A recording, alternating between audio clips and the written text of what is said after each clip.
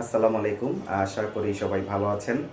যারা Bangladesh bar council written তথা লিখিত পরীক্ষায় উত্তীর্ণ হয়েছেন, আমার সকল শিক্ষার্থীদের আমি অভিনন্দন জানাচ্ছি।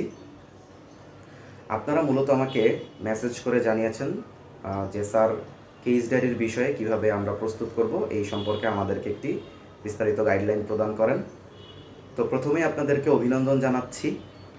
আপনারা একদম আইনজীবী হওয়ার দ্বার প্রান্তে চলে গেছেন।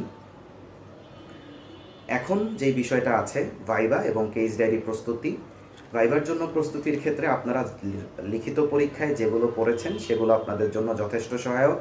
যেহেতু আপনি লিখিত পাশ করেছেন, তার মানে আপনি আইনজীবী হওয়ার জন্য একদম যোগ্য।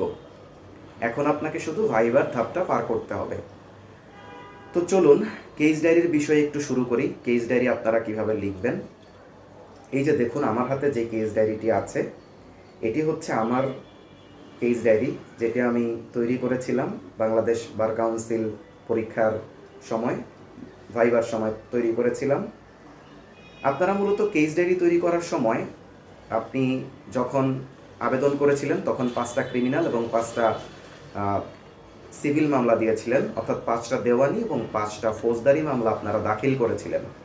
যেই মামলাগুলো আপনি দাখিল করেছেন সেই মামলাগুলোর উপরে ভিত্তি করেই কেস ডায়েরিটি তৈরি করতে হবে।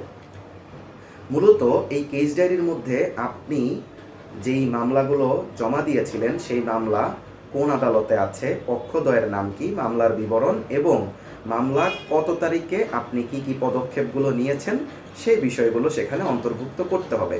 ব্যাপারটা একদমই সহজ, এটা নিয়ে ঘাবড়ানোর কোনো কারণ নেই, চিন্তা করার কোনো কারণ নেই। এবং কেস ডায়েরিতে আপনি যেই লেখাগুলো লিখবেন সেগুলো সম্পর্কে আপনি একটি ধারণা নিয়ে যাবেন, যেন ভাইভাতে আপনাকে এখান থেকে বা কেস ডায়েরি থেকে প্রশ্ন করলে আপনি উত্তর দিতে পারেন। তো কেস ডায়েরি আপনার হচ্ছে কেমন হবে, এই যে দেখেন কেস ডায়েরি কেমন হবে। এই যে একটা ডায়েরি, যেই ডায়েরিতে হচ্ছে আপনি কালো কালারেরও কিনতে পারেন, আপনি হচ্ছে আপনার পছন্দ মতো কালারের কিনতে পারেন, যেন মার্জিত হয়। তবে একটা জিনিস মনে রাখবেন, বেশি মোটা কেনার দরকার নেই। দেখেন সিম্পল, এই যে আমার ডায়েরিটা দেখেন একদম সিম্পল, এখানে কোনো জটিলতার কিছু নেই। এবং এই সিম্পল ডায়েরির মধ্যেই আপনি 5টা ক্রিমিনাল এবং 5টা সিভিল মামলা বা 5টা দেওয়ানি অথবা 5টা ফৌজদারি মামলা, 5টা দেওয়ানি এবং 5টা ফৌজদারি মামলা আপনি লিখে ফেলবেন। তো চলুন লেখার ধরনটা আপনাদেরকে দেখাই কিভাবে আমি লিখেছিলাম। এই যে দেখেন, আমি প্রথমেই হচ্ছে মামলার হচ্ছে একটা সিরিয়াল নাম্বার আমি দিয়েছি, দেওয়ানি মোকদ্দমা 1।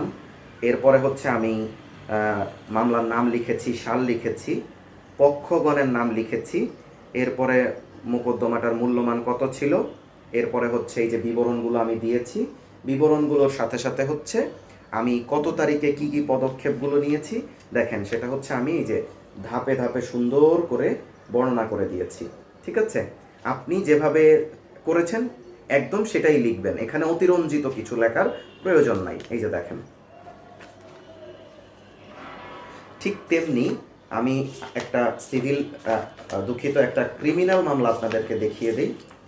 এই যে দেখেন, এই যে ফৌজদারি মামলা আছে, আমি একটা ফৌজদারি মামলা নিলাম। এখানে আমি প্রথমে হেডিং দিলাম ফৌজদারি মামলা 2, এরপরে হচ্ছে আদালতের নাম, এরপরে হচ্ছে বাদী বিবাদীর নাম, এরপরে আমি কোন পক্ষের আইনজীবী সেটা লিখেছি, এরপরে আমি মামলার বিবরণটা সহজে দিলাম।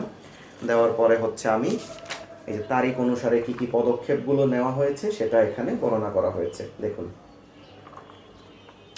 এভাবে হচ্ছে আপনি কোন দিন কি কি করেছেন সেটা আপনি লিখে ফেলবেন, ডেট অনুযায়ী, যে আজকে কি সমনের তারিখ নাকি হচ্ছে আপনার সাক্ষ্য গ্রহণের তারিখ নাকি যুক্তিতর্কের তারিখ, অর্থাৎ যেটা আপনি করেছেন সেটা আপনি লিখবেন। দেখেন কত সিম্পল আমার ডায়েরিটা। তো আপনারা এরকম সিম্পল ডায়েরি তৈরি করবেন। ঠিক আছে, সিম্পলের মধ্যে অর্থাৎ সাধারণের মধ্যে অসাধারণ। ঠিক আছে, এবং এখানে কোনো প্রাচুর্যতা নেই, কিন্তু অনেক গুরুত্বপূর্ণ বিষয় অর্থাৎ আপনার আমলনামাগুলো এখানে আছে। তো এইভাবে ডায়েরিটা রেডি করে ফেলবেন। মূলত ডায়েরিটা হচ্ছে আপনার জাস্ট আপনি কি করেছেন আদালতে সেই বিষয়ে একটা পরিপূর্ণ বিবরণ এখানে আছে। এটা নিয়ে অতিরঞ্জিত করারও কিছু নেই, চিন্তা করারও কিছু নেই। আপনারা ভাইবার জন্য প্রস্তুতি নিতে থাকেন, ভাইবার জন্য ভালো করে পড়াশোনা করেন। যে আইনগুলো আপনি পড়েছেন সেই আইনগুলো বারবার আপনি রিভিশন দিতে থাকেন, কারণ যত রিভিশন দিবেন তত ভাইবা আপনার স্মুথ হবে। তো এই ছিল আজকের আলোচনা। আশা করি সবাই বুঝতে পেরেছেন। কেস ডায়েরি সম্পর্কিত আপনাদের যদি সকলের জন্য শুভকামনা রইল। রিভিশন ভালো করে দিন। কেস ডায়েরি সম্পর্কিত আপনাদের যদি কোনো প্রশ্ন থাকে তাহলে কমেন্টে কমেন্ট করতে পারেন।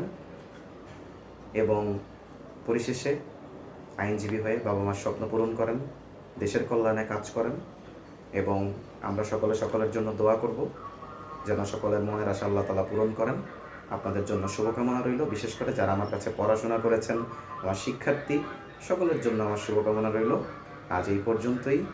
অনেক ভালো থাকুন, সুস্থ থাকুন। আল্লাহ হাফেজ। আসসালামু আলাইকুম।